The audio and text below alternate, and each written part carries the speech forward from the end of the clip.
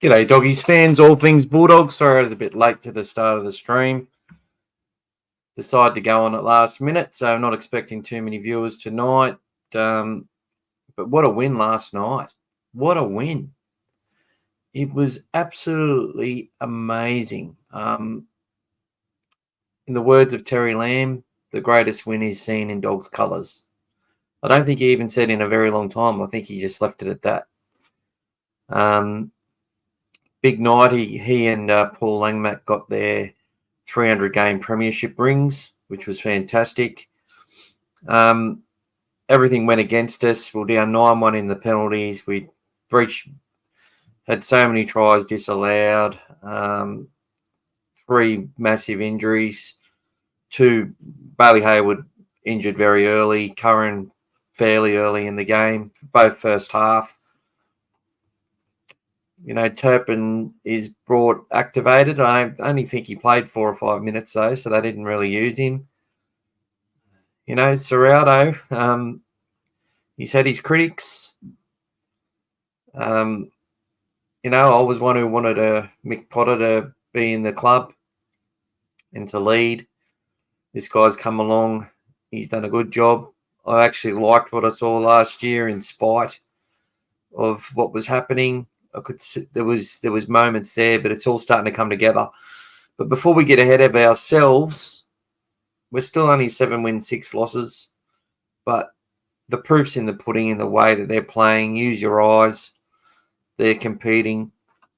Dogs fans, you know, the ones that have been calling Serraldo names and Gus Gould names and stuff like that,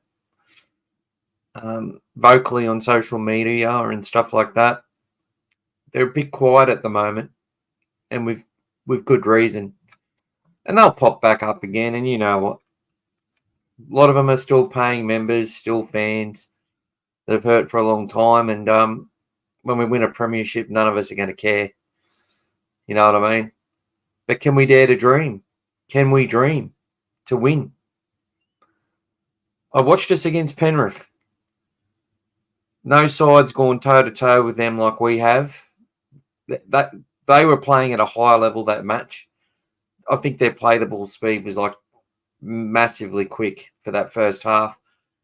And we were going toe-to-toe. Nathan Cleary in those conditions at home at Penrith, remember? Kick them into superiority. There's some stuff we learn out of that match. And we hung in there. And we're a team that's going to keep hanging in there. And they prove it every week. It's not just a once-off. It's not a fluke. Look, I look at the Bulldogs now. I don't know who to compare them to. They play their own way. It's still, look, there's still some Penrith flavour there, let's be honest. But it's not Penrith, it's Bulldogs, you know. There's something about them. Has the wheel been reinvented? You know, a couple of the guests that have been on, Pete Noonan, raised this. G'day, Pete. Hope you're well, mate. And who's on at the moment? There's a few of yous on there. G'day, Burko. Go the boys. Come say hello if you've got time, guys. It's 5 to 7. You know, I was so buzzed and so hyped. Buzzed, the wrong word. But so hyped after the match I couldn't sleep. I loved 360 last night. Braith was giving it to Buzz about the Dogs. Bloody oath he was. And you know what? I'd like him to hold him to account. And, you know, I'll probably do a separate podcast on that very episode last night, because Buzz Rothfield showed exactly why he's such a gronk and needs to go. The way that he's just able to flip and change, and you know, he's basically been almost bullied into changing his tune. But the way he then unloads on the West Tigers, I know we're not West Tigers supporters here, but it just shows how quickly and easily they just transition. And I'm telling you, this stuff with that, what they're talking about, the young Galvin, the kid, and Oitikamano, well, if these kids do want to leave the West Tigers and their prop forward wants to leave because they feel they're not getting the development.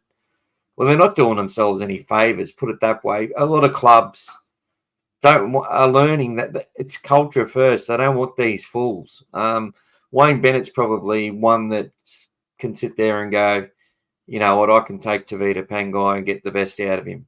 But did he really get the best out of Tavita when he was at the Broncos? I'm not sure he did. He definitely got some good games out of him, no doubt about that. But did he get the best out of him? I'm not too sure. But we'll see. We'll see if he does later in the year. Yeah, he just hates Gus. That's right. And he should, and that's what and I'll never let him forget, because he lies about Gus all the time. I've said it numerous times how much he lied about time frames. They're the most important things. When you're sitting there, because they utilize time frames a lot when they put the pressure on coaches and players and stuff like that. They have these sort of time frames, these honeymoon periods, I should say, where they're allowed to get their side and develop their list and then have the team that they own. But, you know, I think they've just tried to advance that along with the Bulldogs, and all the negative press about the Bulldogs and everything that's done. And look, to Buzz's credit, he did sort of say that maybe he was wrong or he needs to sort of eat his words or whatever. But it's not going to change. As soon as Canterbury have something happen or go wrong, he's going to be the first one there banging on the door to say something negative. And I think the way that he went on about the West Tigers last night was just totally uncalled for. And he needs to shut his mouth. Like, seriously. Yeah, 100%, Burko. That's what I've said numerous times. So you know the story. He's, you know, Gus stopped Rupert from owning the game of rugby league. And in Rupert's mind, it's cost him big time, because they had, you know, this is an organisation that shows, you know, that shows more NFL than it does local cricket. You know, they promote, and that's sort of leaked into the free-to-wear as well. While I love watching footy 24/7, I just think there's so many sports that they've helped destroy in this country. And there's others they've helped, obviously, as well. But, you know, cricket, local soccer, all that sort of stuff that used to get a voice and get a little bit of time is just getting nothing. They'd rather talk about, you know, NFL or ice hockey, which, you know, I know the Super Bowl gets 500,000 people watching it, but, you know, yeah, I just think we should be looking after. I'm just sick of that frigging company. Anyway, I'm going on a tangent. All right, so we're going to talk about Origin. I'm going to put up my the team I think they're going to pick. It's not the team that I would pick. I think some changes need to happen in those forwards. Although it's a really hard game to assess when you lose a player after 8 minutes, but it was a bit of a shit show. But I think the halfback needs a couple more years crafting his game in big games and stuff before he's ready for Origin. And I think Mitchell Moses is the much better option, even after what happened yesterday.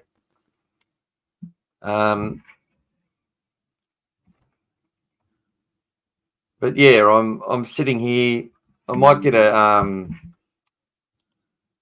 going to try and get someone else to come on and join us soon. Gus is a big reason the game was saved. He's not perfect, but I believe Gus wants what's best for the game. Buzz is about himself. Yeah, well, but exactly, mate. 100%. Buzz is basically about getting a pat on the back from his employer and whatever he can do. That's what he does. He's not really helping the game at all. He does in one way, because he helps create revenue, which helps the media pay for the game because they basically own it. But, there's better ways to go about it. He's just a dog. So,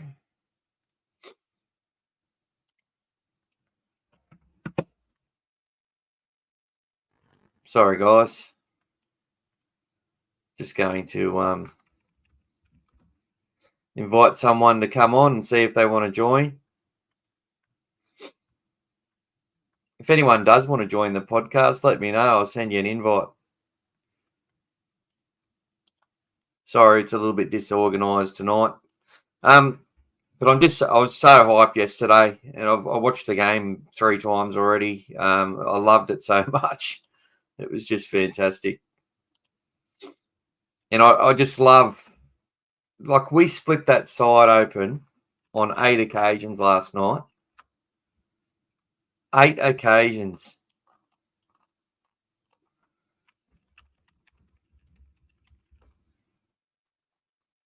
So many.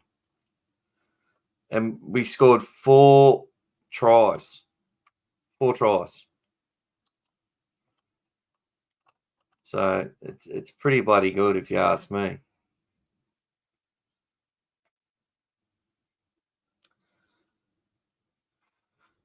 So guys, just bear with me. I'm gonna put a little video on which really made me happy yesterday.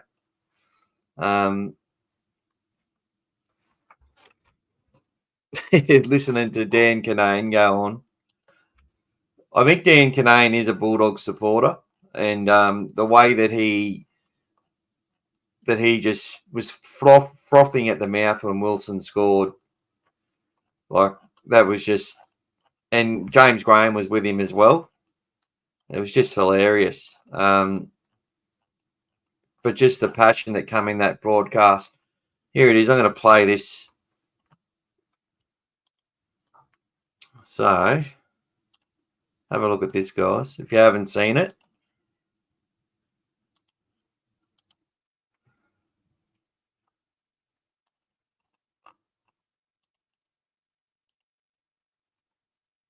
Here it is.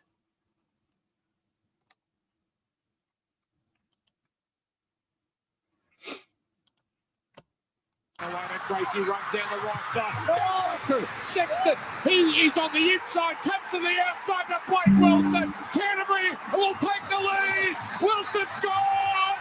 Dogs in front. Dogs are barking. The Dogs are howling. This is remarkable. They were down 18-10. They had a man in the sit bin. They've lost a stack of players to injury, and they have taken the lead. Connor Tracy does it again. 4 minutes 30 to go. Canterbury 20, Parramatta 18, and the kick will be from in front. Wow, we knew there was going to be one more play, didn't we? And that man, Connor Tracy, it's the same play they scored with just before. Crichton deep into the line, holds up that Parramatta defence, and then Connor Tracy, too much speed for the sliding defence. He done. Sexton away to Tracy, runs down. I don't know about you guys, but I could bloody watch that all day. I just love it. I just love it. G'day, Aussie. How you going, Matt? Matt Burton to play at 6 for New South Wales, Mosen at 7, Latrell at 4. Well, I've definitely got Moses at 7 and Latrell at 4. I want Matt to look. He's close, mate. He's close. I just think New South Wales need to have that experience in the halves, and Jerome Luai is the man for me. I know not many people like him, and everyone's got their opinion, but I think he and Moses aren't a bad pairing. But you know what? Moses and Burton, I wanted that to be the halfback pairing for the Bulldogs for quite a while. I thought Mitchell Moses would suit the Bulldogs, but not for the amount of money he needs, unfortunately. But he stayed with the Eels, which is good. But yeah, if Matt gets picked at number 6, mate, I'd be very happy for him, and I'd definitely go with 2 of those changes, mate. But I'll put up let's put up the New South Wales side that I think is going to be picked.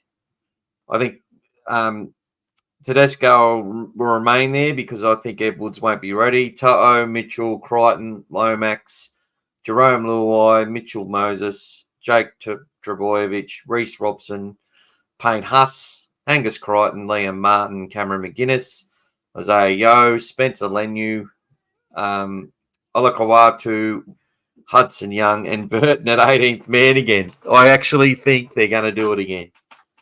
I actually believe they're going to do it again. So, yeah, it's it's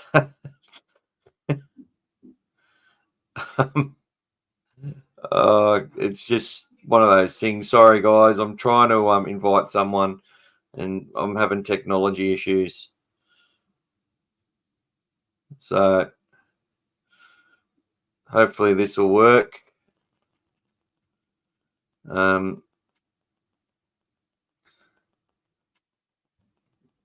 Sorry about that. Won't be a second. We're live, and this is what happens when you're live and you're not prepared properly. Yeah. Oh, the link works if you type it out. Cool. Awesome.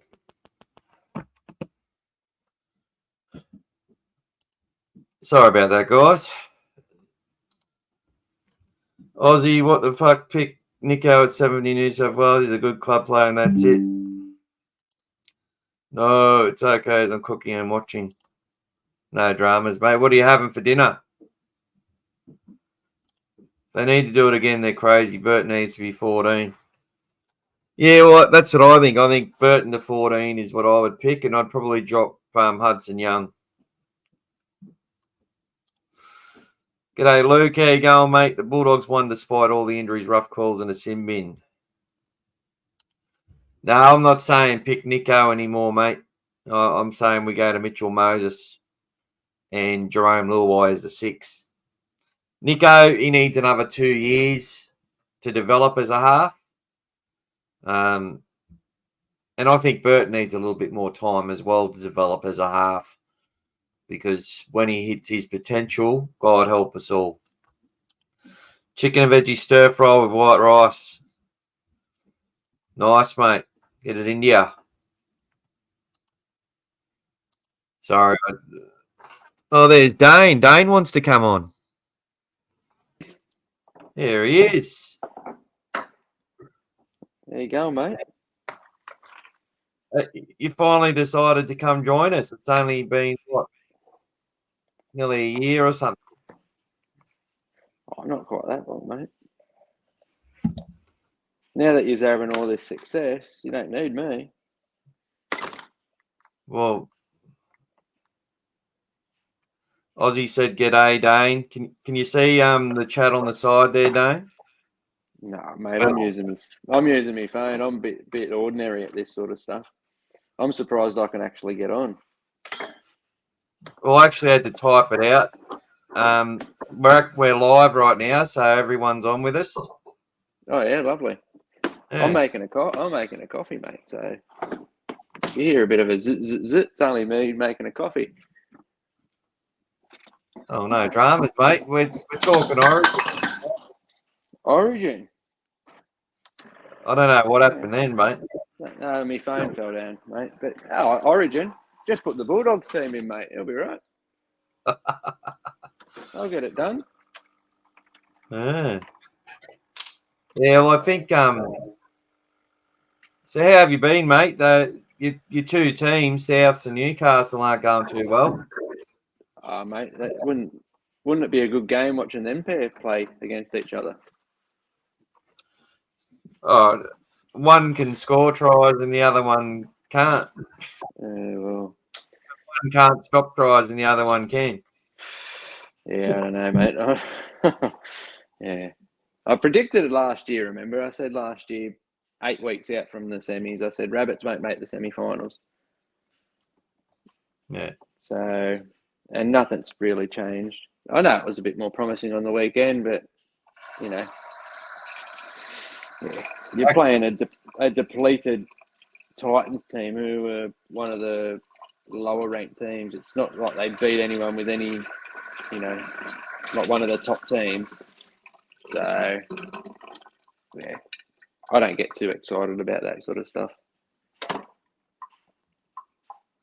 I'll tell you what, I'm making a change to this predicted side that I've had going because you might not know this, mate, but it looks like Cameron Murray's going to be playing this weekend. He's been training pretty hard, so it wouldn't surprise me. Which is good. Aussie Who's says that? Bulldogs. Bulldogs. Sorry, mate. I've had a little drop here. Well, Aussie says Bulldogs to win 2025 comp. Let's fucking go. Well, mate. You might have to mute your phone while you're doing the frothing your milk, mate. She's all right, mate. She'll be right. You're always frothing your milk, aren't you? Always frothing the milk, mate. Really professional. Yeah. Got to get things done. I was a late call up. I think if they stop their mistakes and their stupid bloody penalties, I think they're a chance at, going a fair way in the comp. But yeah, they've got to stop the mistakes, mate. Well, we can dare to dream. It's been a long time. But look, 7 wins, 6 losses. Oh, yeah, mate, that milk froth is loud, eh? Oh, I'll mute it. Hang on, I'll mute it. We got to get it nice and warm, mate. I don't even know how to mute it. You might have to mute me. I just muted you. Can you hear me? I muted you. Do this or something when you're ready to come back on. Can't hear.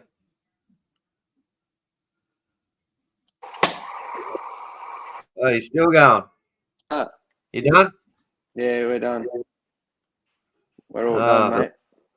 Dane the barista. So it's all happening on here. Oh, mate, it was a late call up, and I thought I'd be sitting backstage with all my friends and stuff, but I was straight in. You've rushed me straight into the team, mate. Straight on. Yeah, straight on. But no, that's look, we don't have many viewers tonight, which is understandable. I didn't give any notice and just decided to jump on. And when they just saw it as me by myself, they were like, "Oh, sick of looking at his head." I'll tell you what, if they knew I was on, you would have got another 3 or 4 viewers. Maybe. Although one's left since you've jumped on. Oh, well, I'm out then. Sorry about that, gent. Must have been the milk frother. Yeah, they couldn't handle the frothing. No, you got the shits with me. Sorry about that, mate. Typical bloody Bulldog supporters. Aussie thought that you fell over when the screen went black. And he was like, "Look out, man, down." Well, we could have played it like that. Could have bloody sued someone. Could have sued the missus. So who do you reckon's gonna? I reckon Cam Murray comes into the Origin side if he's fit. If he's ready. Is that a few weeks back out? Like, yeah, I don't think you can leave him out, mate. To be honest. Who do they get rid of? Hudson Young or Olakau'atu? Olakau'atu pulled up lame, so. Oh, he's out. I don't know the extent. I know he had calf soreness or something. How bad that is, I don't know. He's been playing good football, so I wouldn't want him out of the team. But if he's not fully fit, no, get rid of him. You got to put Cam Murray in. He's one of the best. Well, I think they got to go. They got to go the small team. Like Spencer Lenu was phenomenal. 3 years too late. Yeah. Accelerates through that. What a The beast. half. They've got to change. I've said this before. They can't put what's his name? The Cronulla half. Nico Hines. Nico Hines. He's just not there. He doesn't give enough at the moment. Let him be him at a club level for now, but he's not an Origin player. He should never have been there. I said this to you. I would have put Burton in at 5'8" because he and half. We were lacking halves, but I probably would have thrown Cody Walker in there. Like, he's not a bad half, but again, that's debatable. I would have put Burton in there for the simple fact, which I've spoke to you about before, is he can kick you out of trouble. When Queensland press and they pin you, Burton can kick you out of trouble. If you're midfield and he puts them bombs up, look at them bombs he put up yesterday. Gutho done well, actually, apart from the one he done well to get within a metre of it, to be honest. But could you imagine that at Origin? That sort of stuff changes the momentum of the games. And could you imagine Reece Walsh getting under them? He'd be spinning around in circles, mate, going, I don't know what I'm doing here. Well, it's not just that. It makes them, it takes confidence away from them, but also sometimes the ground they got to cover to get to the ball. It adds to fatigue. It does a lot of things. It's 100%. And then you've got your line coming up and hitting them. You know, if he bombs one and they take it, you know, on the 10, mate, the blokes are in their face because them things had snow caps on them, them bombs. Yeah. Well, Mitchell Moses can do that as well. So you've got so Moses can kick for territory and control all that, and then they bring Matt Burton in to do those specific rainmakers to try and make something happen. But the 40-20s that he gets as well, you know, DCE can do it, but so can Matty Burton. Look, I've got Matty Burton as a 14 for his versatility, and he can play anywhere. Literally. I've got Latrell in the centres, and I've got Jerome Luai and Mitchell Moses as my halves pairing. But if they pick Burton at 6, which I don't think they will, but if they do, I would be happy with that as well. Because I think it'll help make him. The one thing I don't like about Luai is he gets that ball and he'll run it, but he'll run 6 metres across, 8 metres back. Then he'll go again, and he don't know what it's like. He gets lost. It's like his head goes too quick. He gets lost. Yes, he can create things, and he gets the defence going. Like, we don't know where you're going, mate, because I don't think he knows where he's going.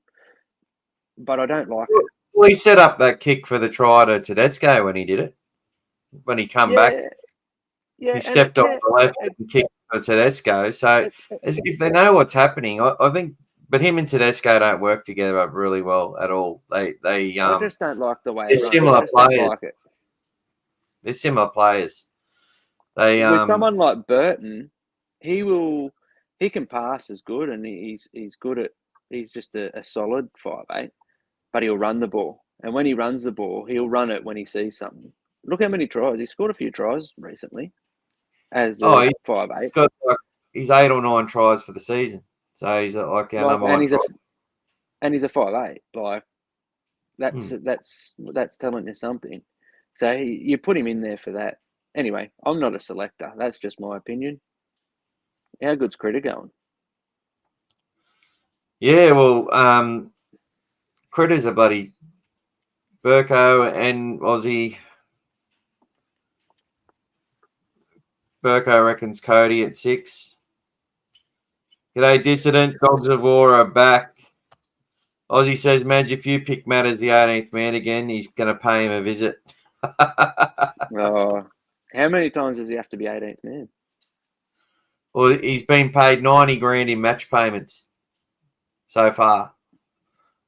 Doing nothing.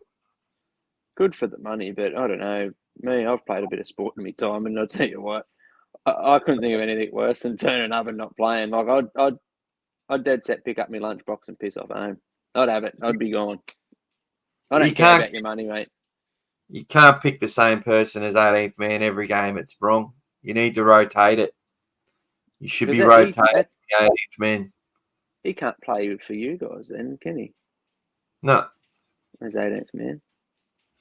And I'm forgetting all that, but I mean for the benefit of the player, they need to be rotated.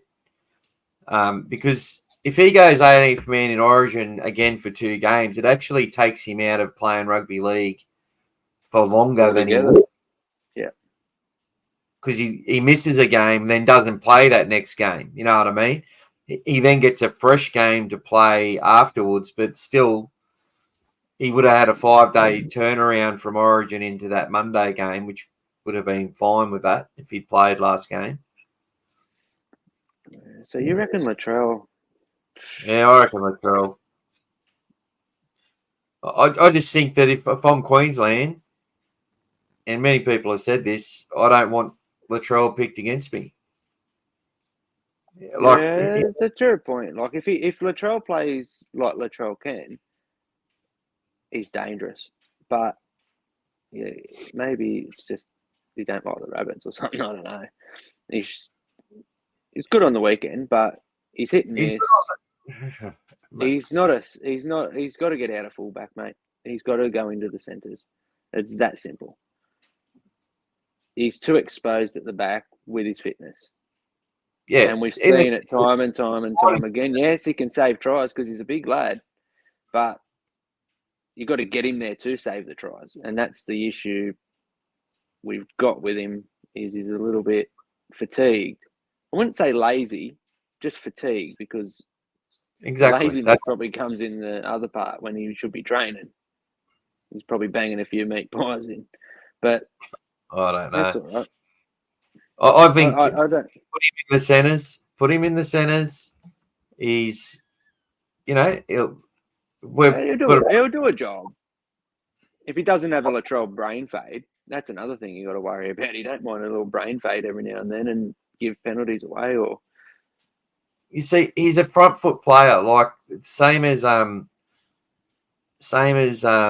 pretty much the Penrith. The way they play, their front foot side. In Origin, that play the ball, I talked about this numerous times, but that play the ball speed goes from an average of like 3.3 or 3.4 seconds is what Penrith play at on average. In Origin, it goes to about 3.85 to 4.1 seconds for an average play the ball speed. So what happens is you have to generate your own speed in the match. And when you're doing that, both teams are closer. It means that they're closer together. It's harder to generate that momentum through the middle until the fatigue comes in because they stop blowing the whistle. The penalties disappear, and then the fatigue comes in at a certain point. Whereas if you're playing fast play the balls like we're seeing in the club game, to be honest, the club games, for parts of those games are actually faster than the Origin games. When you look at it. Look at the stats, but so that's why Damien Cook's always suited to playing, and Tedesco as well. They're actually suited to that Origin game because when that fatigue comes through, they just run through the middle. Once they get any sort of decent play the ball, they make, or a player like Cam Murray who's able to generate speed from the play the ball, quick play the ball, yeah. He'll generate faster speed than anyone, and that'll put us on the front foot, which is why we won Origin 3 so easily, because when he went into that role and got that ball out onto the outside, Bradman Best, how many runs did he have with plenty of space? And the Fox got given the ball last year. But it wasn't – the first 2 games, we had all the possession, we had all the field position, and got beaten – in both, flogged in the second one. Because what's wrong with the Fox? How long is he out for? Hey? How long is the Fox out for? 10 weeks. So it's a good thing for Blake Wilson. It's a good thing for maybe Jarrell Skelton will get a call up with Origin stuff. I don't think you'll mix. I don't think you'll miss the Fox as much as people think. I'm not convinced. He's good. He's speedy. You get him in open play. He's fast. You ain't going to catch him, but I don't think he's an outstanding defender, or he doesn't do anything outstanding different to other people. That's my opinion. I might be watching something wrong, but I just don't think he's as big a loss as the name sounds, if that makes sense. Yeah, well, look, the Fox, there was 30,000 people, kids that were at the game yesterday who didn't even realise he wasn't going to play, that were pretty sad that he wasn't there. He's the most popular figure in the club.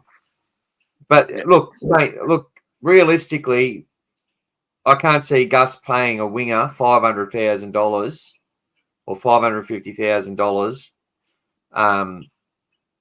ever again in our club. So the Fox was brought. He was actually responsible for helping get a lot of players into our club that we have got. Gave us some hope. We had moments in games with our attack, which we hadn't seen in years, scoring tries from anywhere on the field. Like, he was scoring 16 tries, and they were saying, and had more tackle busts than he'd ever had in his whole career, trying harder than he'd ever tried in games. But people were saying he was out of form.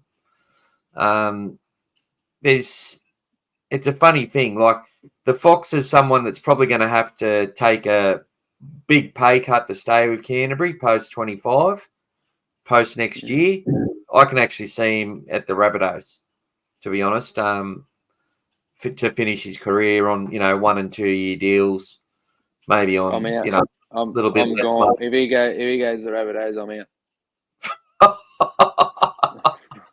I'm done. Oh, mate, that would be an absolute brilliant backline. Seriously. But look, it'd be better than slow guys. I'll be honest, at the moment, there's enough disruption in the Rabbitohs, and he'd just add to the disruption. It's nothing to do with his playing. Oh, mate, he's great off the field. I don't know what you're talking.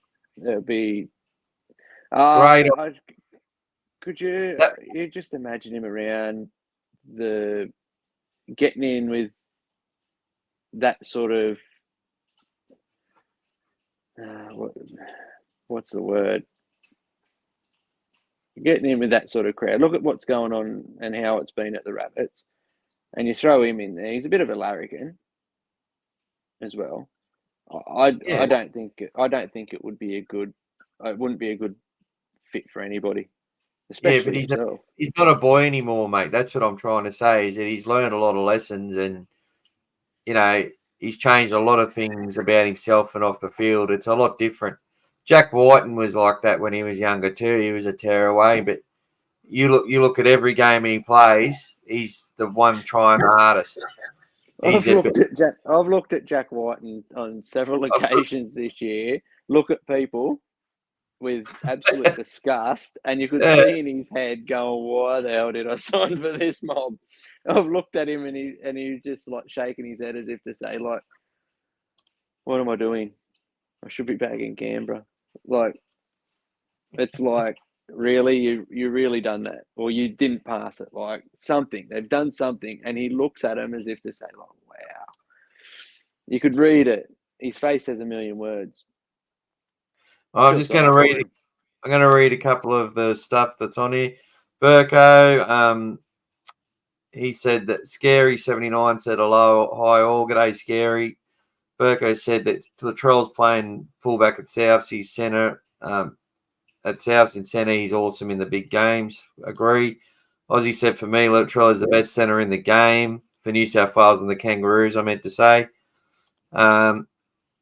10 weeks, Gus said about the Fox being out. Okay. Yeah. I don't think the Fox will resign with us, unfortunately. I think he'll go to South where he wanted to go in the first place. The Fox didn't want to join the Bulldogs, and he wanted to go to South, so only signed with us because he didn't want to go to the Tigers. And Ozzy says that Jack needs to retire. I reckon Jack's playing pretty good footy, Ozzy. I reckon he's been South Sydney's best, to be honest. He's had heart. I think there's a few others that need to retire in there as well, but we'll leave that for another day. Yeah. But yeah, I think he's going all right. He's better at 6. Yeah, I like him at 6. And I like Cody at 7. Said all along, I'd rather have Cody at 7, him at 6, and then throw Latrell in the centres. And unfortunately, we had that young fella get hurt at the back, which wasn't fun. And then you don't really want to take AJ off the wing either, because he can play fullback. Who do you put at fullback? We'll take Taft back. Yeah, well, there you go. Look, he's playing. He didn't play on the weekend, Taff. No. He had a calf strain. Hutchison had a man of the match performance in New South Wales Cup against Souths, but yours reserve grade side's heavily depleted. And look, we had a lot of youngsters playing in our side as well. The Dogs are How do you think? great. How do you think Sexton's going? The plans worked out perfectly. As I've said on this podcast at the start of the year, I told a lot of people who were very angry that Sexton wasn't picked into the side that he would be coming in from about round 10, or after 10 games. And because I just, you hear a few little whispers here and there, but the main thing is that Gus, when you listen to what Gus Gould says and what people say and actually read between the lines and not draw big conclusions or anything, but actually really take notice, you learn some stuff. And one thing that Gus said is he goes, I don't want last year we had to play too many kids all at once before they were ready. And they came into a team that was busted. They come into a team that wasn't confident, and some of those kids will be lucky to make it back. And look, Khalid Rajab was playing Ron Massey Cup for us. He played 5'8" against the Knights when we lost 66-0, and missed 4 tackles. Hey, right, he copped a spray. Yeah, Hayes is another one. He's playing reserve grade, and he's going all right in that level, in that competition. Jack was better in Canberra. Well, Canberra, okay, of course he is. Canberra's a bloody much better team than the Rabbitohs have been this year. But just finishing off what I was saying is that Toby. The reason what I'm talking about is that Hutchison is experienced. And his defence. So they wanted to concentrate on their defence. They built confidence through their defence. With 10 new players, our cohesion was the worst in the comp as far as games played together. They are beating so many records in the way that they've come together so quickly. They've done it through defence, while Toby has been sitting there in New South Wales Cup, getting a bit frustrated, playing better and better. He wasn't communicating in defence early on. He's worked on that part of his game, and he's come into a team that's confident and doing well, and it's enabled him to come in. And it leads me to a point. I'm glad you asked me, because on the weekend or last night, I thought that was his best game he's played for us. Yet all the Hollywood was around, the other 3 players, which were breaking the Eels down the right-hand side. But Toby, he made some tackles last night that he made a few too. That he wouldn't have made at the start of the season. It would have come round 3 or 4 and missed those tackles, and we would have conceded points in games where we didn't concede points because Hutchison was there. So they've built that confidence. It's a perfect plan, and it's a squad of 30. You've got to have a squad that knows that it's going to be utilised. And the last point to that is that Gus also said says that he expects a young fella from reserve grade would be coming in and debuting in a few weeks. That player was Jack Todd. Jack actually got injured. Lipboy Hotboy's the next man up. and hasn't made an error in his first 2 games. And I think he's had 25 hit-ups and he's only played like 50 minutes combined, and he's had, I think he had 17 hit-ups in it last week, and he had 10 hit-ups this week and made over 250 metres or something combined. So it's a pretty good debut for a youngster. There's a plan with what the club's doing, and it's working, and there's a long way to go, and they know that they've got to utilise their whole squad, not just 17 players or whatever it is. So, yeah. Their defence is good. Their defence is really good. But teams, I think teams just keep on going to Crichton. Mate, that's the last place I'll be going. He's out to Crichton side. I won't be going near him. I'll be trying to find another way through. Eels done it a few times, and they got stopped every time. I'm just like, he's chasing the game, and you just keep going to Critter. Same thing happened. Tackle, tackle, tackle. They eventually practiced once, but that's all right.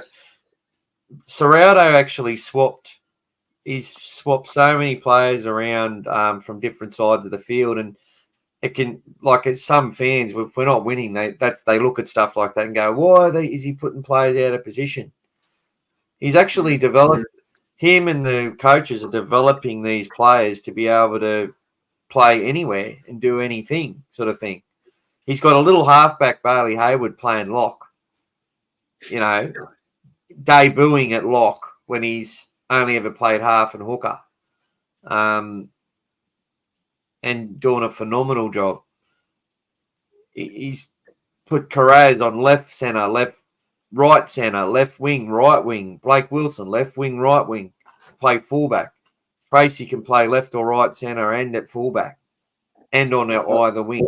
There's just so much. Playing good. Well, everyone talked about these utilities, but look at them. They're men for all seasons. Well, when you go down a player, you can cover that position. Seen that yesterday. We've done it all year. We've lost players in games, in so many games. We've had a lot go against us in matches. Jamin Salmon's good news about Preston. Yeah, it was just a soft tissue damage or something. Yeah, soft tissue.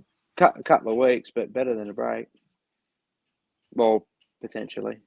Some of them injuries can be bloody niggling for ages, but yeah, he's a good player, mate. I like him. Aussie's asked you a question, eh? Bunnies are chasing him. Who's that? Preston.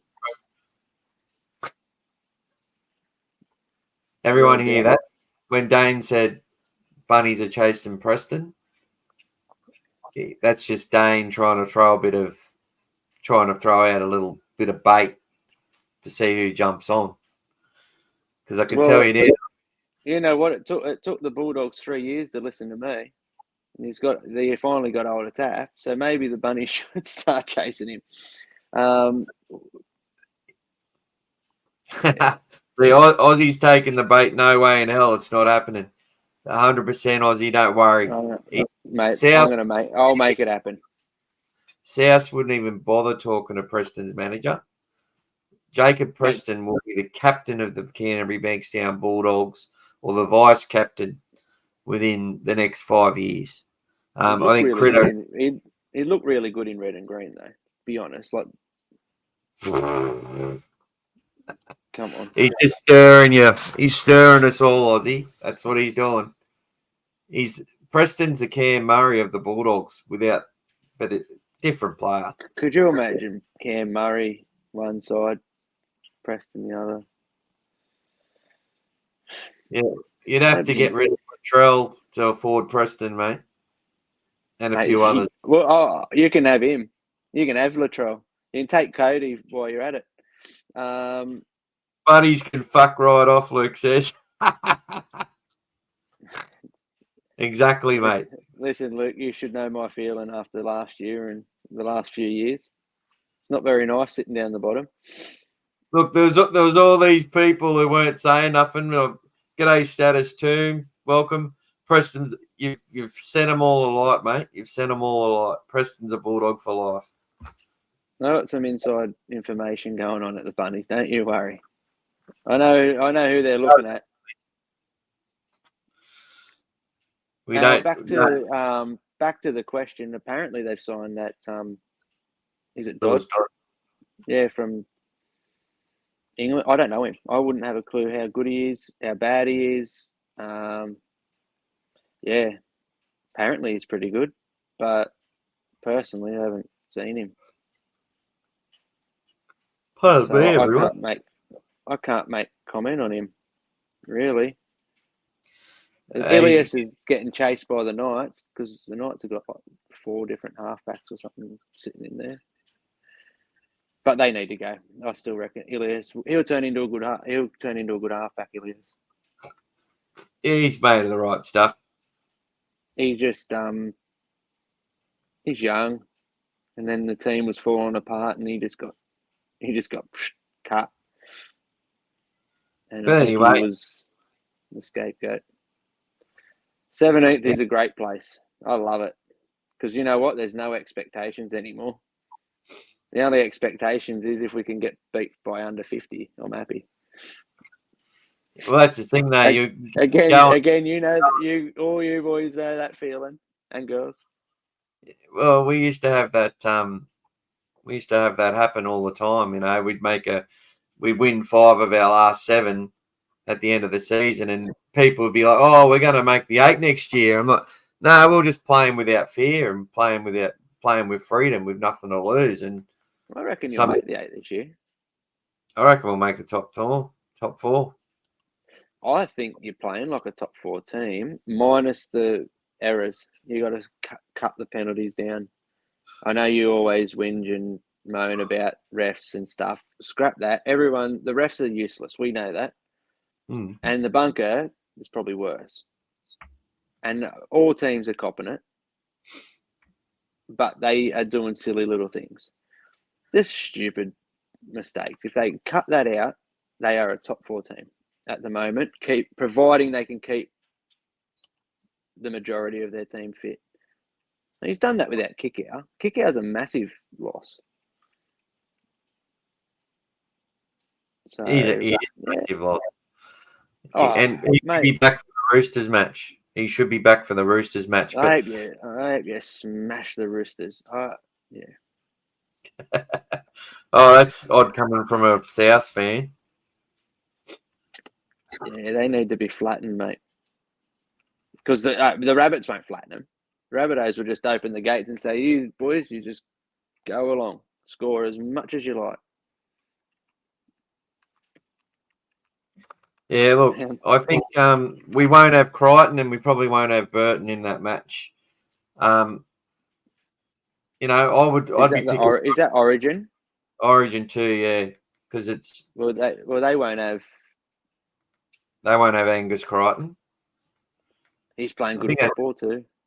And who else have they got? Well, Sawali's out injured, so they don't have him. I mean, out suspended. I was going to say injured. He weren't injured, mate. He done the injury. He'll be suspended. Tedesco, maybe. Tedesco might be out. Depends on. And Spencer Leniu won't be there because he'll be playing Origin for sure. And they'll bring in Brandon Smith. What's going on with him? I don't know, mate. He didn't turn up to a review or something, and he's been dropped. But I reckon they're probably thinking he'll probably be dropped for this week, maybe next week, and then they'll bring him back against the Bulldogs and expect he'll have a massive game. They've got that many representative players in that team anyway. They should be sitting on top. They're underperforming.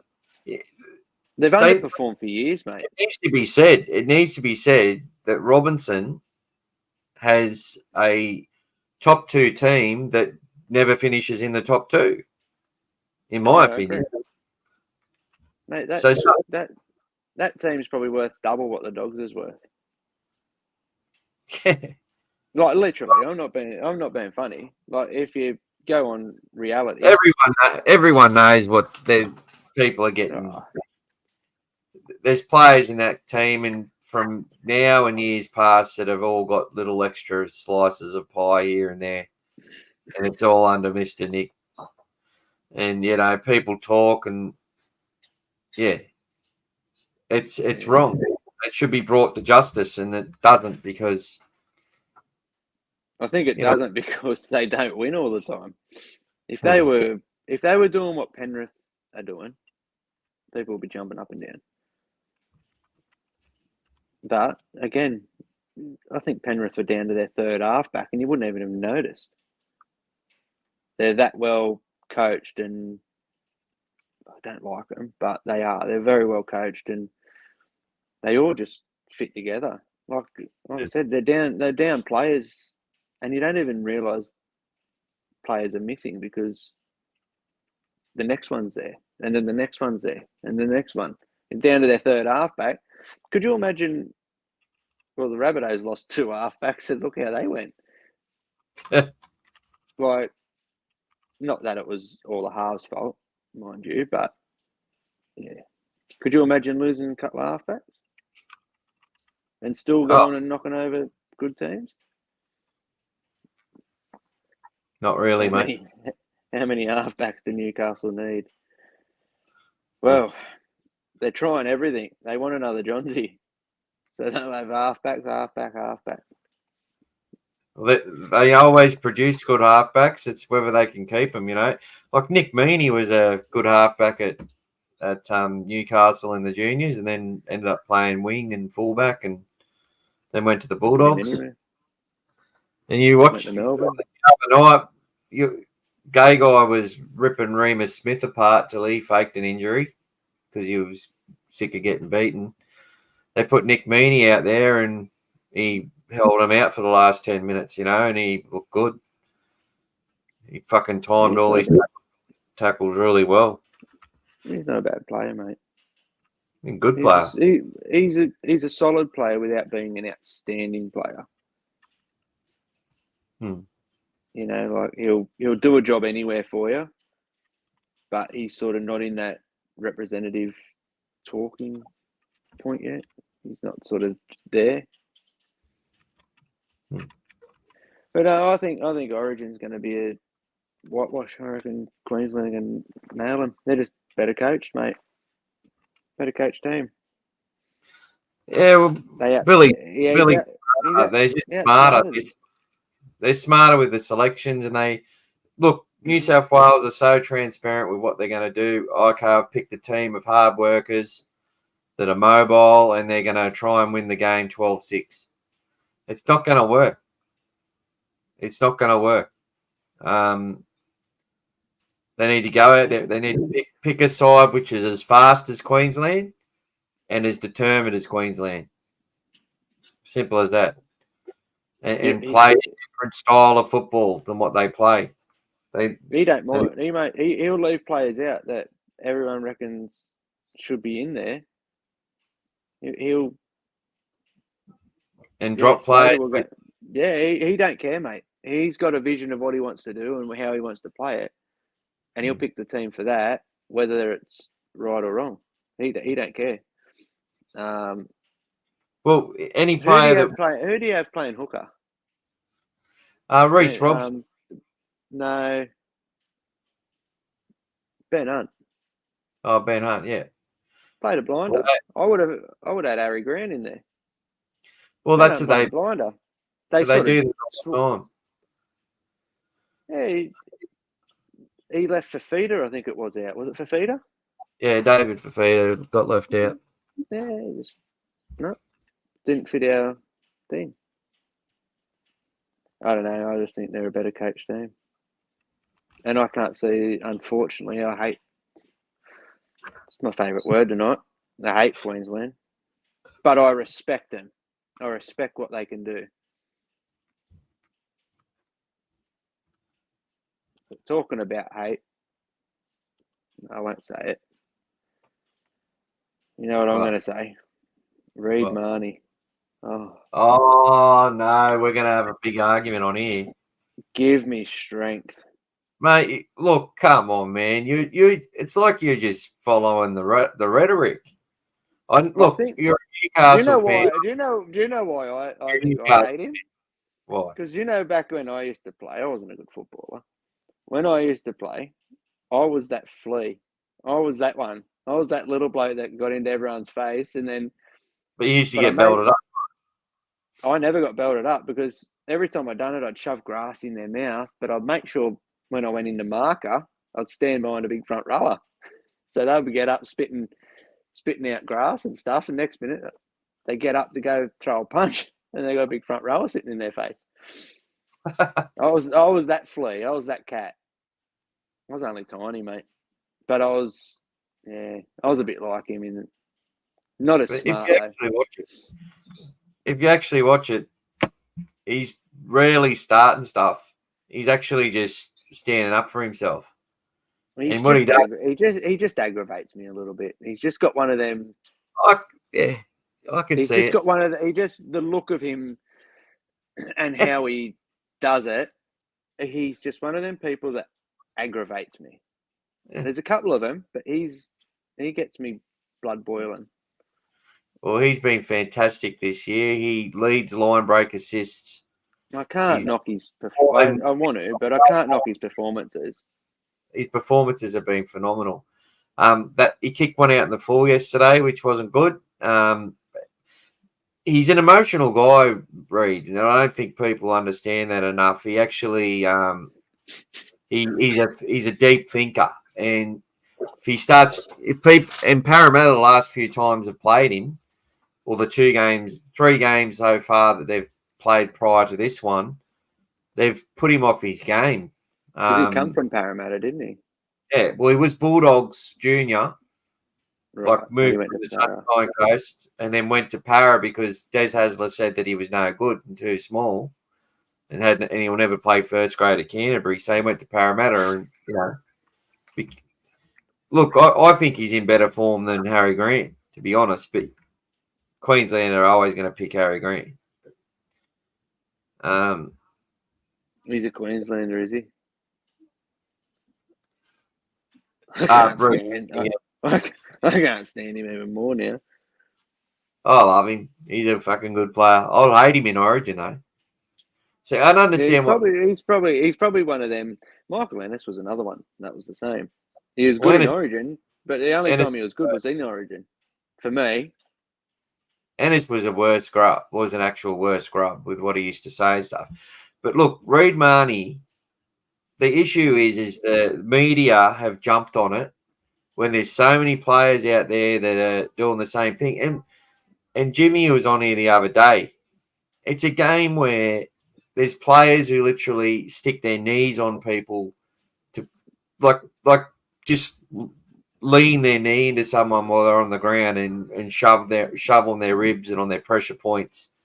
There's face rubs everywhere. There's shit happening in the tackle. There's niggle happening all the time.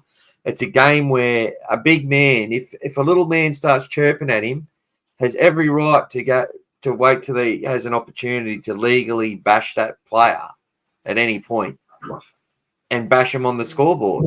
And what's with it? Someone who, it doesn't matter how big you are. If I'm a big fella and I go up to a little fella and he gives me, and I piss him off, he's got every right to piss me off as well. Like, what's this thing with big men, this rhetoric they talk about that a big man would, smash a little man for going up to him and saying something? Fucking, where I'm from, if someone's little and sort of, if they start throwing punches, yeah, but if they're a little fella, you wouldn't give 2 fucks. You just laugh at them. You know what I mean? That's what I used to do. Laugh at the little bloke. What's wrong with Like, I love Saifidi, but why would he fucking headbutt Reid Marnie over that with a minute to go in the game? Mate, did you look at the scoreboard? Did you see how the Knights played? I could see it was frustrated, mate, but they deserved it. That was an absolute disaster. That game, they offered nothing. They made Canterbury look like, something out of this world. And I still don't think that was Canterbury's best game. Still don't think they played fantastic. Well, there's a big stat out of that game, and no one even talked about it. I'm the only one who's saying it. Okay. That's the first game Canterbury have won without Matt Burton since he joined the club. Really? First game that they've won without Matt Burton. If anyone can prove me wrong with that, please do. If I'm wrong, I'm only wrong by one game. I'll put it down to that, but I'll say it right now. I'd put $100 on the fact that we have never won a game without Matt Burton since he joined the club in 2022. I'll take that off for that $100. I'll take your $100 off you. I'm going to go out and have a look now. You should. Bit short of cash this week, mate. Well, are you going to put up 100 that I'm wrong? Because you might have to owe me $100. No, that wasn't part of the plan. That wasn't part of the deal. Oh, we've got water here I forgot about. Proudly brought to you by Woolworths Spring Water. It's not from a spring. It's from a tap. Yeah. Straight out the tap. No. Anyway, all in all, I think the Dogs are going well, mate. They're going better than what I think most people thought. I knew they'd go well. Didn't think they'd go this well. Fingers crossed the wheels don't fall off, which I can't see it happening. They look pretty stable, to be honest. Cut the mistakes out. Not just the errors. I'm talking like penalties and stuff. You do everything to try. You're trying to give people. You're trying to get other teams to beat us. You're talking something serious, and I agree 100%. But Dave's just joined on. G'day, Dave. How you going, brother? He just got stuck in traffic and had to piss in his bottle. It's probably a Woolworths bottle too. Yeah, probably. Scary. And I want to go better now. Status Tomb. He said thoughts on Moran's future. I hope they sign him long term. Yeah, Shorty Moran, what a player, mate. He's a good player. Like, fuck, mate. He had 2 runs yesterday, which I don't know how well they were noticed, but he skittled the big Parramatta boys, and it was good to see. He gets pushed back sometimes, but that's all right. He's meeting them at the advantage line or better through his leg speed. And he still, fights hard to get that quick play the ball away. And I just love the way the Bulldogs are defending that, it's just an interchange who rushes out and cuts down the time and the space. They go for a legs tackle. It's why they miss a lot of tackles, because they're rushing out at speed. They knock them off.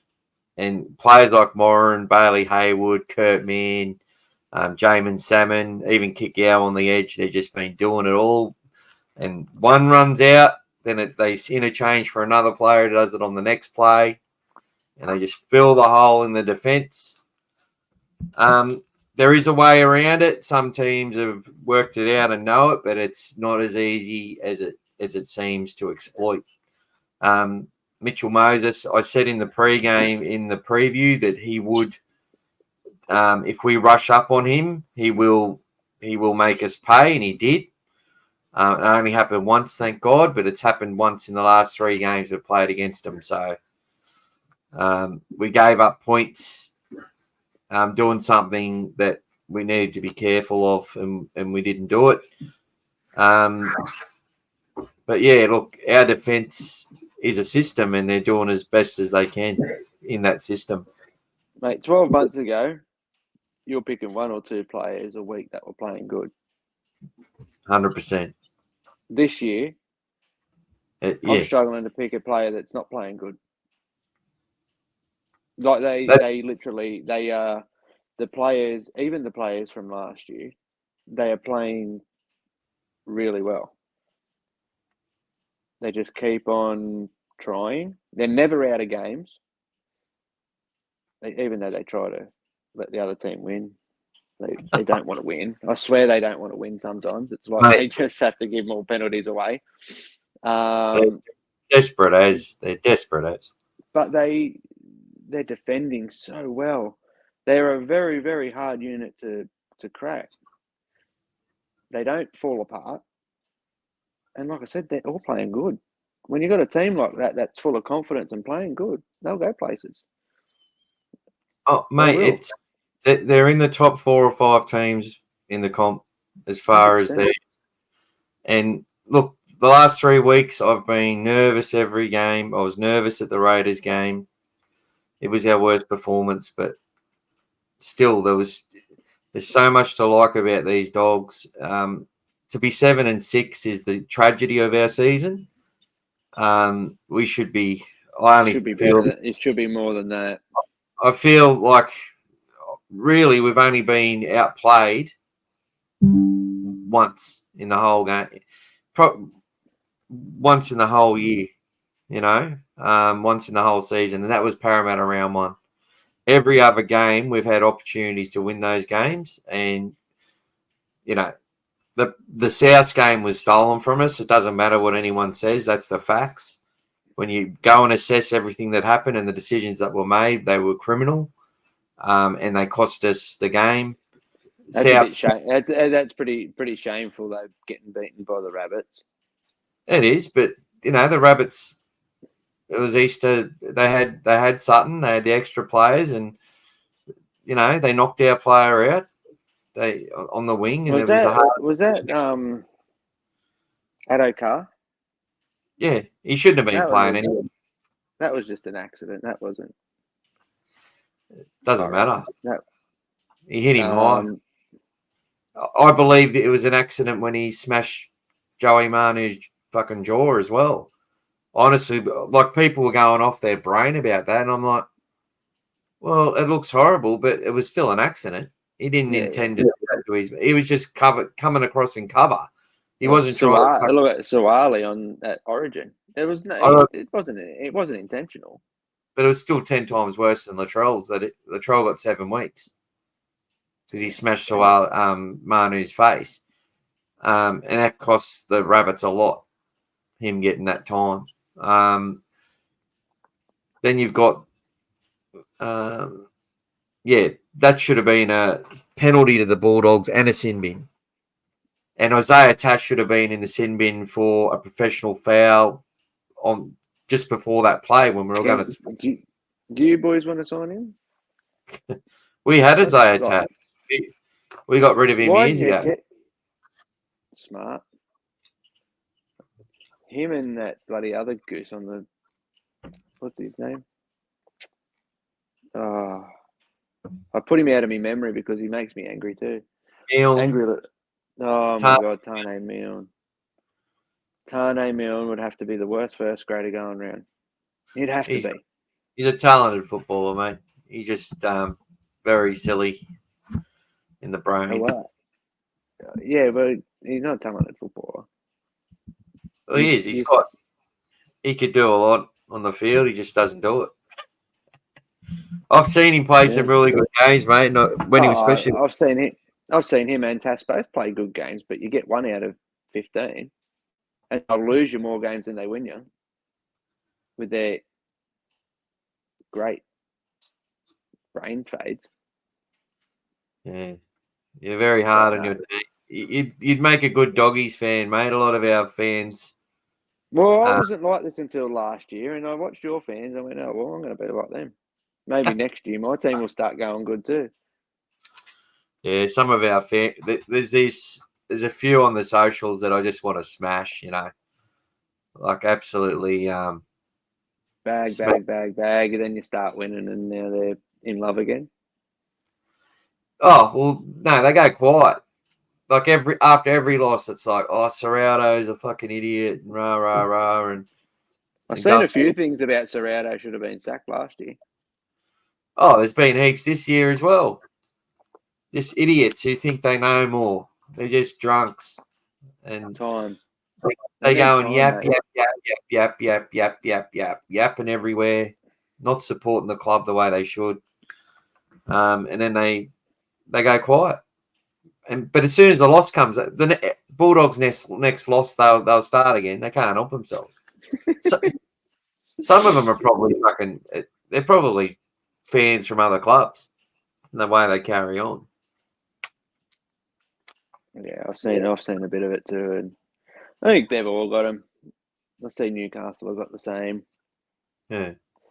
But you're good supporters, mate. They'll follow your teams when they're down. I still follow the Rabbits, even though it's hard to watch half the time. Well, once you lose that expectation of the 8, you sort of can relax a bit and then just look for the positivity in some of the stuff and have less expectations. I know all about that, mate. Well, you guys have gone through it for a few years, mate. We played in the grand final in 2014. And then since then, really, and now it's our turn to go. But South Sydney, mate, like, honestly, they're going to, the media are going to just go on and on and on about them with Wayne Bennett coming next year. It's just going to be, so annoying. But, I'd rather them do that than focus, move from the Bulldogs to the Dragons to the fucking West Tigers and just hammer the hell out of these players. Look, they'll come for Adam O'Brien again. They're going to come for him again soon. He's on their radar. He was in the papers today. I think something about the refs. He's unhappy about the refs. But I think everyone's unhappy with the refs. Are you? They're stupid. Look, I will say, in honest opinion, it would be the hardest job in the world to do because you've got that many. I don't know how many cameras are at a game, but there's a lot. There's different angles and things that they can't be seen. I'm not saying that the refs have got an easy job, and especially in today's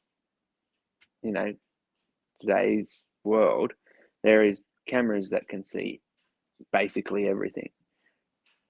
The issue I've got is the cameras pick up something and they still get it wrong. Like I said to you earlier, the Eels put a kick through and I swear they were offside. But she cleared it yesterday. Yeah. Inside Moses was offside yesterday. Led to a try. Yeah. I'm like, that shouldn't have even got to there. Like, the inside player was in front of the kicker. But you've got a try taken off you because was it 100%. Wilson? Mm. I think it was Wilson. Was offside, which he was, but that's the double standards, and they've got cameras to pick up on that. Look, the problem with it is that is when you're sitting there seeing something that's not happening, and the commentators and the bunker will sit there and tell you're seeing something else. That like when they just clear something or just write something off. And it's like, no, that's not what happened at all. Look at it properly. This is what happened. I've got on a bit of a tangent, but my Auntie Kathy actually she won the Order of Australia for developing the Australian Umpires Association or New South Wales Umpires Association or something like that. So she turned the umpires from netball, from amateur into professionals. And that's a game where it's got a really huge representation of women playing it and young girls playing it. It's a game where they don't question, even the NBA, even in basketball. These games, the refereeing is never really talked about as having any influence on outcomes. And it's a different game, and there's simplicities in it and that sort of thing. And rugby league's got some more complex things going on, but really, there is some clear-cut black and white stuff that happens in rugby league, which is just inconsistently applied. Look at yesterday when.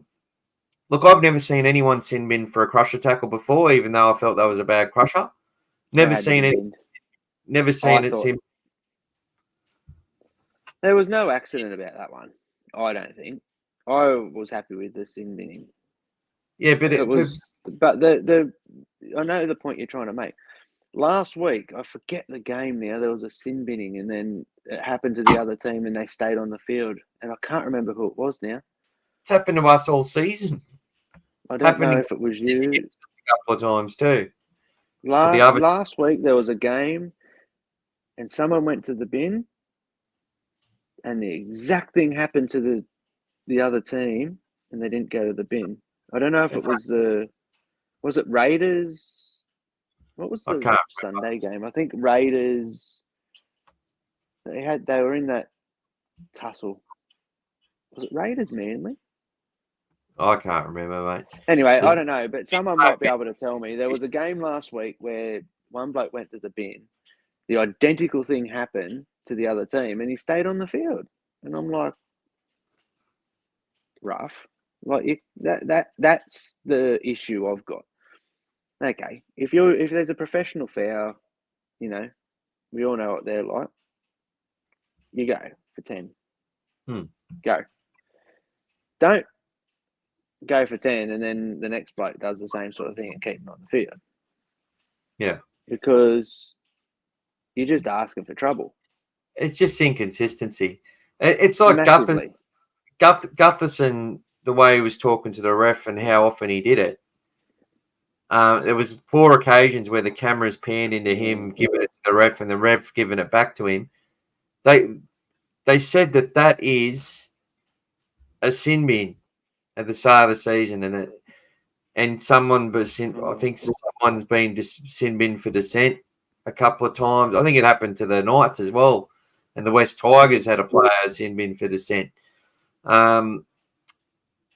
So that's dissent in my opinion, and it should have been sin bin. The amount of times where it's a hip drop, and you see them and you go they're the same, and one gets suspended and the other one doesn't, or one gets the other one doesn't. There was a hip drop. There's a few hip drops that I find a bit. There's genuine ones, but there was one last week where a player got tackled onto a player's legs. That's happened a few times, and it's like you can't help that. And then they're getting penalised and put on report. And it's like, but he got tackled by his own player, or his legs taken out. I forget who it was. Had his legs taken out the other day and ended up on the back of someone's legs.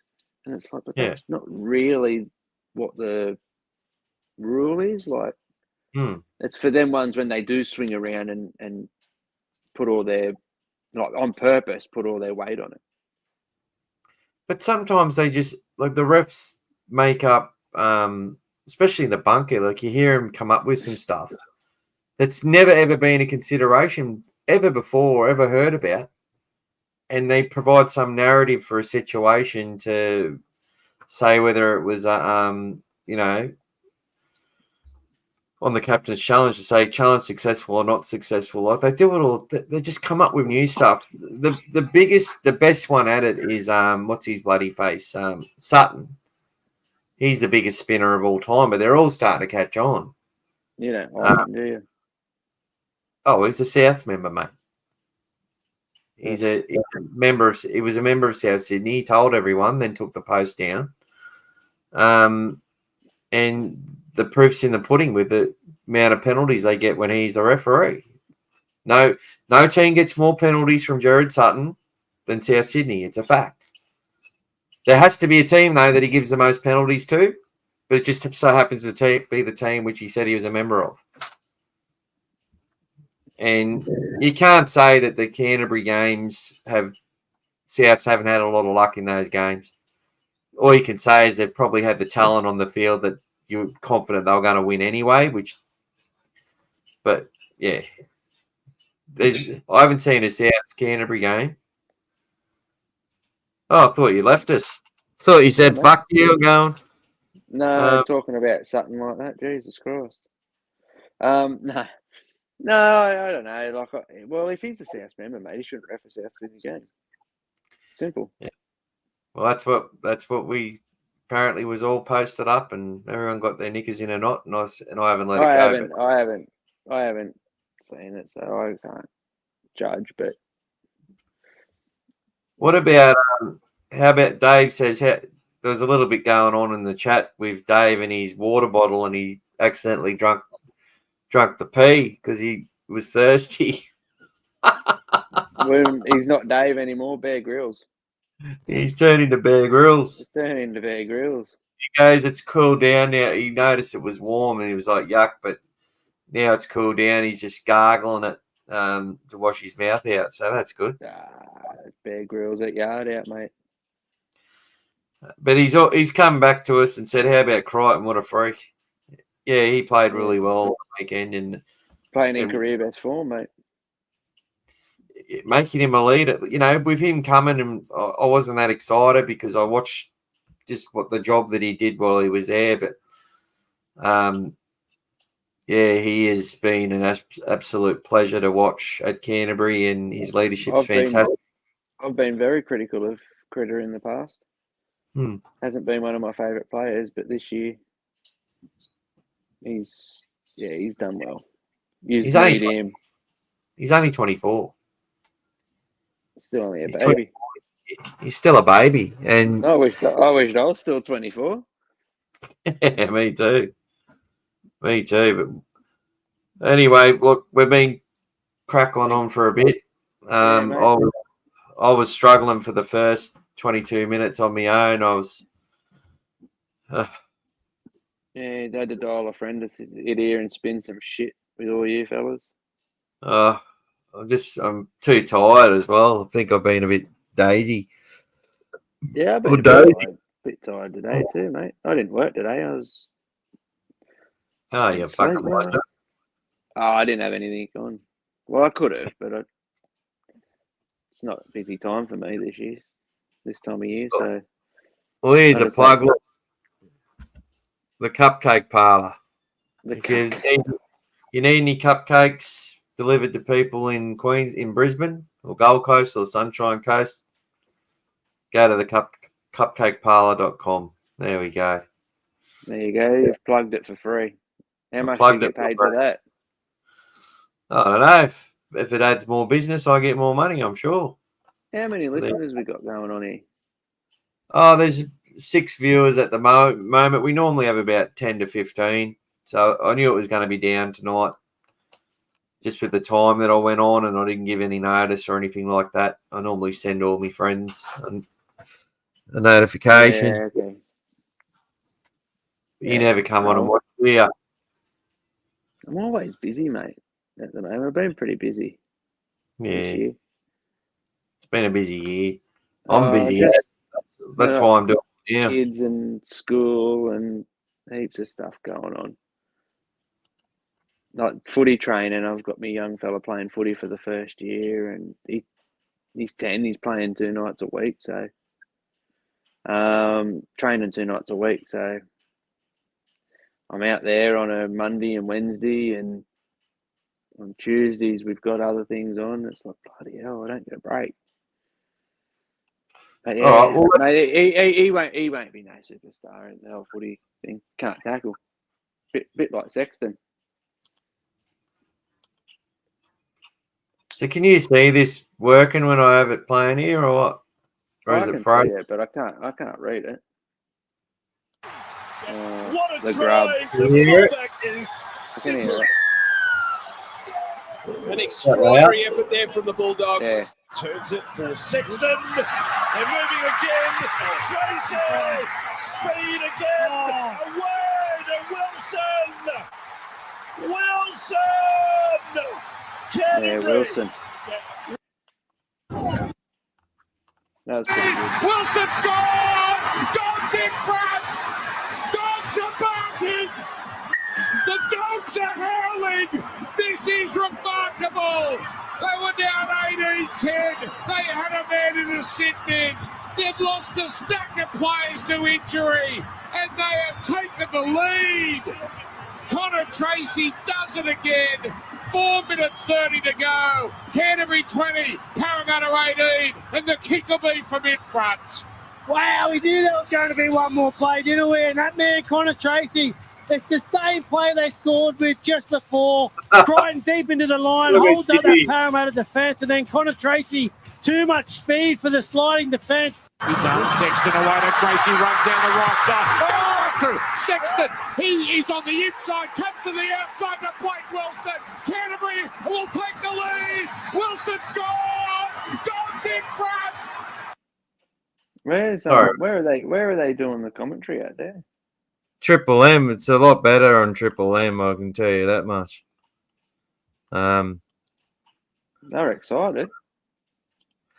Well, Dan Canane's actually, I'm pretty sure he's a Bulldog supporter, so it definitely came out there when he's like got his arms up in the air. I've scored. He goes on a little bit. G'day, Big Roo. Welcome to the show, mate. Up the Dogs, bailed early on work. Almost cried watching that game. Yeah, me too, mate. I've actually got a tear in my eye. I was just watching the dude commentate that. You are a very emotional character, though. Yeah. I can be, yeah. Very emotional. I can be. But that's all right, mate. At least you're passionate. That's right. You did cry. At least Big Roo only almost cried. Oh, as I said, I was just crying, not just watching someone commentate it. Nah. Listen, from where you come from, it's understandable. Like last year, it was a win if you didn't get beat by, 20. So to go and put it to teams like that and beat these teams, yeah. Mate, and to get into the top 8, because it's been a while since you have sat in the top 8 and like a genuine top 8, not an early comp top 8. But yeah, to sit in the top 8 as a genuine semi-finals contender, yeah, coming from the last few years, it's probably all the more reason to feel a little bit emotional. But we've still got a few rounds left. Well, that's the thing. And if they the only thing they really need to pick up is their mistakes and their discipline. They pick that up, mate, and they're a top 4 team in my eyes. Well, that's the thing, mate. You've got I haven't been very efficient or professional in tonight's podcast. I'm sorry about that. But, we've been in every game. It's been close. The losses have been close, usually under 6 points. We've got the bye now after 3 good wins, and now we've got to play the Roosters, the Sharks, and the Warriors. The good thing about this is that we play the Roosters at Gosford. It's generally a good game out there. It's a beautiful surface. It's always a good game. Quite a few Doggies fans will travel to watch that game as well. We've got the Sharks at a core on a Friday night. So that'll be 2 days after Origin, which could be very interesting. So, look, we've got it against us again. We get the bye this week, then into the Roosters without Origin players, then against the Sharks, potentially without Origin players. And then we've got the big game against the Warriors Where 8 day at Canterbury before we have another bye. Right. So you're at Canterbury against the Warriors. If you're over in, Mount Smart or whatever it is, I think it'd be a bit harder. But being out here, I think yous will beat the Warriors. After the Warriors game, we have another bye, which we'll be happy to have. If we can win 2 of those games, then we play the Cowboys in Townsville on a Sunday after the bye. They have the bye as well, so both teams come off the bye. Then it's the Broncos at Suncorp, so which is a 6-day turnaround into that. So you go Townsville into the Broncos. You'd be best off not going home. And then we got staying up there. Then we come back to Belmore. 8 days after that to have a game against the Raiders. 6 days after that, we play the Dragons at Cogra. And then we're off onto the road trip from hell. Now, it's a home game against the Dolphins, but it's at Bundaberg. which suits them more. It's That usually the Rabbitohs last year. we just beat them last year, and that was the last game we won. We won by a point. It'll be a tough game for us. Hopefully, we're coming off the back of 2 wins. Or I'm not confident about playing the Broncos at Suncorp. I just can't be. No, I'm not confident. And then it's the road trip from hell because you go to Bundaberg and then they got to jump on a plane and go to Auckland. Yeah, so then you go, yeah, okay. You're doing a Rabbitohs from last year. You've seen what it done to them last year. Yeah. That's exactly what they done. And then we've got a week off to get back and play Manly. Then we play the Cowboys in the last round. It's not a bad run home.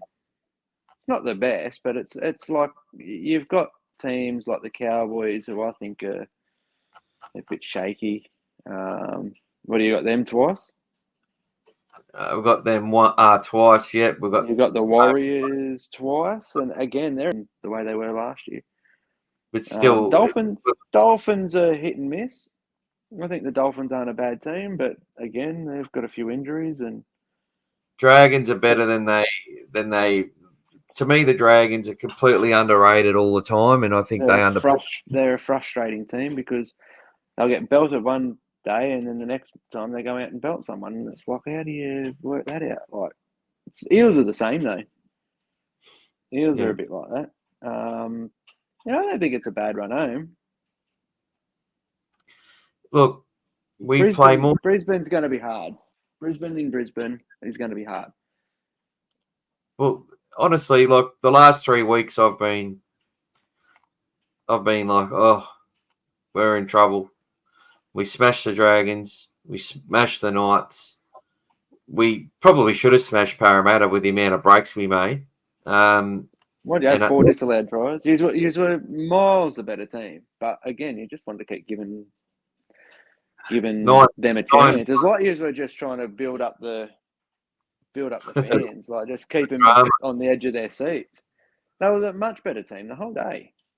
Roosters, after what we did to the Roosters in the first half, back in that was a big day. It was the reunion for the 20 years since we beat the Roosters in the grand final, and the Dogs led them 20-0 at half time, and they went down to. They'll be out for revenge. They'll be out for revenge, mate.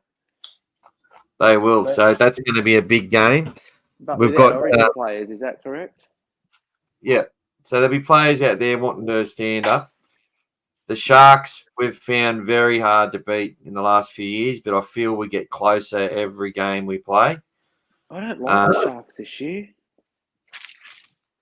Oh, they've had a few issues with it. They were going well until their halfback, their 5'8", got bloody done for drunk driving. They're going good. Like they obviously they're sitting all right. They're just the team. I think they've overperformed. They look, mate. To me, they've got in Origin. Most of their backline is friggin' from overseas, so they don't get picked in Origin or anything. So they do well in that period. And then we've got the Warriors, who are another team that love the Origin period, and that's on the 6th of July, which I think we shouldn't be affected by Origin in that game. I'm not too sure. No, we won't be. We'll have everyone back on deck. So look, I think the Dogs can realistically win. I think 6 of their final matches, which puts them in the 8. So how many matches have they got? They've got to play 1, 2, 3, 4, 5, 6, 7, 8, 9, 10, 11 games. If they win 6 of them, they make the 8. If they win 5, there's still a chance at the 8. Their for and against is going to take them a long way. Yeah, their for and against would be pretty good, wouldn't it? They've given some teams a good flogging, but they haven't really been flogged that many times. Well, here's the ladder. The Dogs have scored 292, which is the 9th best attack. But we're also we're the 2nd best team for line breaks. So to me, that means your attack's pretty freaking good. You're just not ice and things. And only the Panthers have conceded less points. They've conceded 200. We've conceded 211. That's a massive turnaround. This time last year, after 14 rounds, the Dogs had conceded 325 points and only scored 231. Yeah, big difference. It's a massive difference. That's why you're sitting in the 8. And again, like you've pointed out, there's a lot of matches you probably should have won. You should be probably in the top 4 to be fair. But that's the only issue with them. They're finding ways to lose. They do silly things. I think that's 769. We conceded 769 points last year. Like, that's just ridiculous. Yeah, but look at it now. Like you're a quarter of that, and halfway through the season. So it's a massive turnaround. Everyone can say that. Panthers have come back to the field. Like, Panthers were conceding under 12 points a game at this point last year, I'm pretty sure. They'd only conceded 143 points after 14 rounds last year. They'd conceded 10 points per game after 14 rounds, something like that. They haven't had Cleary for a bit either. They've come back to the pack a little bit. Until finals and they get a full team again, they'll be. I can't see them getting beat. Between them and the Swannies in the bloody AFL, multi them up. I think there's two teams that can beat the Panthers, and I think that's the Broncos, who are currently 8th, and I think it's us. Like the Broncos can, if they've got the Storm, mate. The Storm they won't. They've got the Broncos. The Storm have got the balance, and they've got their coaches smart enough to understand that.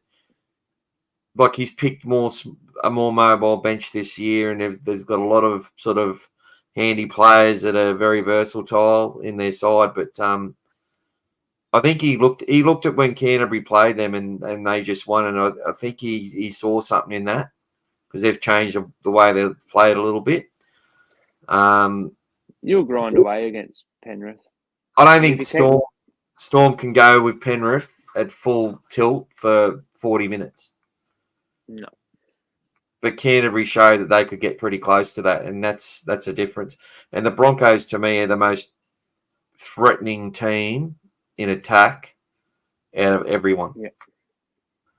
If they get all their hands on deck, like when Adam Reynolds can kick for an edge and just know that his players are going to get the ball and going to be there, and they just for the Broncos to be up there, they've got to have Reynolds, Walsh, they've got to have them. The spine players and all that sort of stuff. We all know that.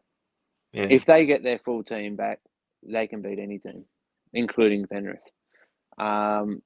You guys, I think in defence you can match them.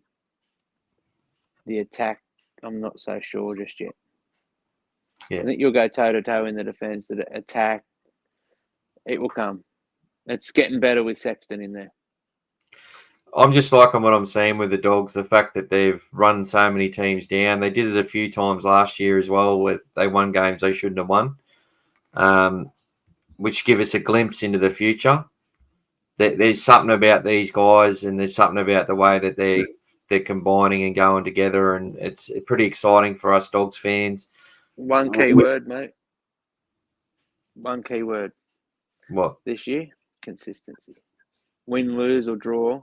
You're consistent. Yeah, 100%. You're never down. You might not be always up, but you're consistent right through. Like you're not getting pumped by teams. Again, you'll go and give teams like the Knights and Rabbitohs a flogging, but against them good teams, you're not getting blown off the park.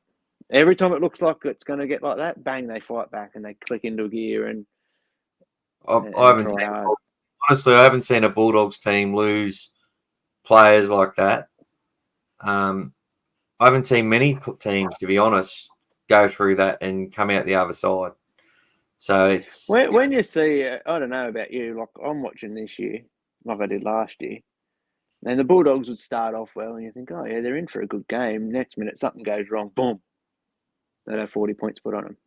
A bit like the Rabbits this year. The Rabbitohs start good, something goes wrong, whether it be a knock on or a penalty or lose a player, one of your third graders, boom, the head goes down, they get 40 put on them.